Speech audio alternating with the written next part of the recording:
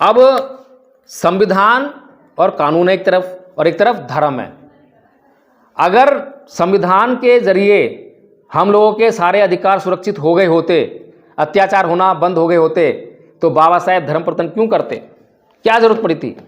लेकिन बाबा साहेब को वो बात मालूम थी कि ये संविधान और ये कानून इनको जो है इंस्टेंट रिलीफ दे सकता है, तुरंत तो कुछ दवा दे सकता है। जैसे हम पेन किलर खाते हैं ना, पेन किलर खाते हैं तो तुरंत रिलीफ देती है।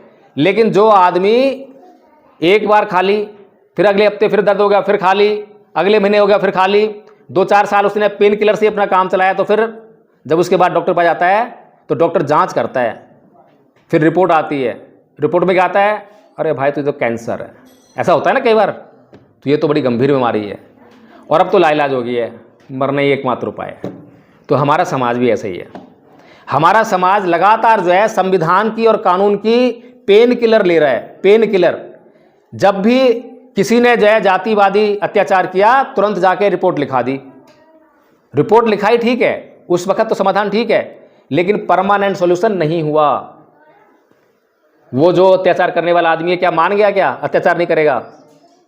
उसके अंदर आग जल गई, मुझे जेल भेजा है, चलेगी ना आग? शांत होना होगा। तो बाबा साहेब इस बात को जानते हैं, इसीलिए बाबा साहेब धम्म दे रहे हैं कि धम्म तुम्हारा मार्ग प्रशस्त करेगा। पहले खुद शांत हो जाओ, फिर उसे भी शांत करो, अपना पूरा समाज शांत करो। इसी में तुम्हारा सुख है, इसी से तुम जो है हमेशा हमेशा के लिए सुखी हो सकते हो। इसीलिए बाबा साहेब जो है धर्म परिवर्तन कर रहे हैं। कार्ल मार्क्स ने कहा कि धर्म अफीम का नशा है। कितने लोग जानते हैं? जानते हैं लोग? धर्म अफीम का नशा है बोला ना कार्ल मार्क्स ने। और बाबा साहेब ने कार्ल मार्क्स को पढ़ा, उसने कहा है कि धर्म अफीम का नशा है, पढ़ा ये बात जो है। लेकिन बाबा साहेब क्या बोल रहे हैं कि धर्म व्यक्ति के नैतिक जीवन का आधार है। धर्म व्यक्ति के नैतिक जीवन का आधार है। बाबा साहेब कह रहे हैं धर्म के बिना जो है जिंदगी बेकार है। संविधान और कानून हमारे सार्वजनिक जीवन को नियमित करते हैं, रेगुलेट करते हैं, लेकिन पर्सनली हमें क्या करना है वो धर्म रेगुलेट करता है, कानून नहीं उसमें हस्तक्षेप करेगा। आप अपने माता पिता की सेवा करते हैं या नहीं करते, कहना मानते हो नहीं मानते, कभी कानून बताने आता है आपको? अगर आप माँ बाप का कहना नहीं मानोगे तो कानून आपको पनिशमेंट करने आता है? कोई नहीं आता। ये बातें कहाँ से पता लगती हैं? धर्म से। जो लोग धार्मिक होते हैं, धर्म का पालन करने वाले होते हैं, वो जानते हैं, अभी बताया था पारुल ने कि सब पापस्य कर्मणं कुशलस्य उपसंपदा सतत प्रयोदपन्नं एतं बुद्धानुशासनं, कि सभी प्रकार के पाप कर्मों को नहीं करना भाई, और सब प्रकार के अच्छे कर्मों को करना है। यही बुद्ध का अनुशासन है। तो जो लोग धर्म का पालन करते हैं वो अपने माँ बाप की सेवा भी करेंगे, वो अपने माँ बाप का कहना भी मानेंगे, वो हर तरह से रेगुलेट होंगे, वो बचपन से ही एक अच्छी प्रकार से चलेंगे। तो इसलिए आप कह रहे थे ना प्रश्न जो है कि बुद्ध धर्म ही क्यों अपनाया, तो बुद्ध धर्म में जो है ये गुण हैं आपके जीवन को पूरी तरह से रेगुलेट करने का, अन्य धर्मों में नहीं है। हाँ, जो आपने उत्तर दिया ना जितने भी दिए उससे सेटिस्फाई नहीं होता। हाँ, क्योंकि वो ने इसलिए दूसरा धर्म नहीं अपनाया था। हर धर्म में जाति वर्ता है, बौद्ध धर्म में जाति वर्ता नहीं है, इसलिए उसने बौद्ध धर्म जाके देखो जातिवाद जो है, जातिवाद कहाँ से आ रहा है बताओ? चलो ठीक है, इस पर चर्चा कर लेते हैं। जातिवाद किसके साथ होता है? मैं वकील हूँ, मेरे साथ कभी जातिवाद नहीं हुआ, ना किसी की हिम्मत कर ले। ठीक है, सुनिए एक मिनट, सुन तो लो एक मिनट। हाँ मेरे भी हो जाए तो आप एडवोकेट हो, ठीक है, लेकिन SC ST एक्ट बनाने की जरूरत क्या पड़ेगी जब जातिवाद नहीं है? बता रहा हूँ, सुन लो। ये बताओ, किसी ने हमें कहा कि तुम नीच हो, किसी ने कहा ना हमें, हम नीच कैसे बन गए? जब तक हम ये स्वीकार ना करें कि हम नीच हैं, क्या हम नीच बन सकते हैं क्या? सबसे पहले कौन चिल्लाता है मैं SC हूँ? कौन चिल्लाता है मैं मतलब जो है वाल्मीकि हूँ, चमारू? कौन चिल्लाता है? बताओ मुझे। हमें चिल्लाते हैं ना। जब तक हम SC बनेंगे, जब तक हम शूद्र बनेंगे, जब तक हम जो चमार बनेंगे, वाल्मीकि बनेंगे, तो ये जो सारे शब्द मैं बोल रहा हूँ ये कौन से धर्म के शब्द हैं? मुसलमानों के हैं, ईसाइयों के हैं, बताओ किसके हैं?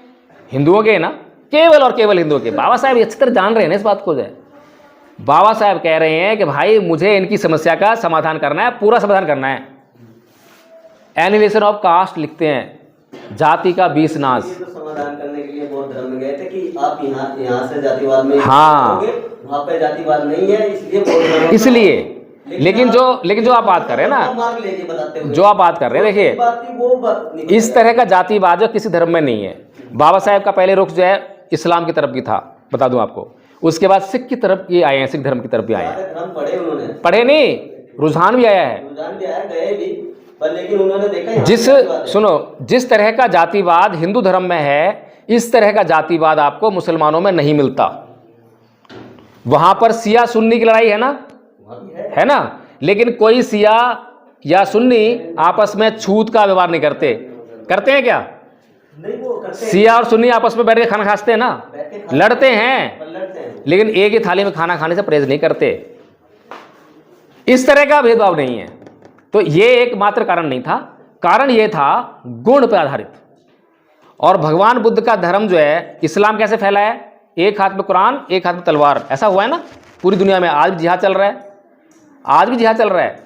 आज भी जो इस्लाम फैल रहा है वो जबरदस्ती फैल रहा है, गुण पे नहीं फैल रहा है कि इनके अंदर गुण है कुछ जो है। क्योंकि कुरान तो साफ कहती है कि जो इस्लाम को स्वीकार करता है वो तो ठीक, वो तो मुसम्मल हो गया, मुसलमान हो गया, और जो स्वीकार नहीं करता वो काफिरों को मार डालो, यही कहते हैं ना।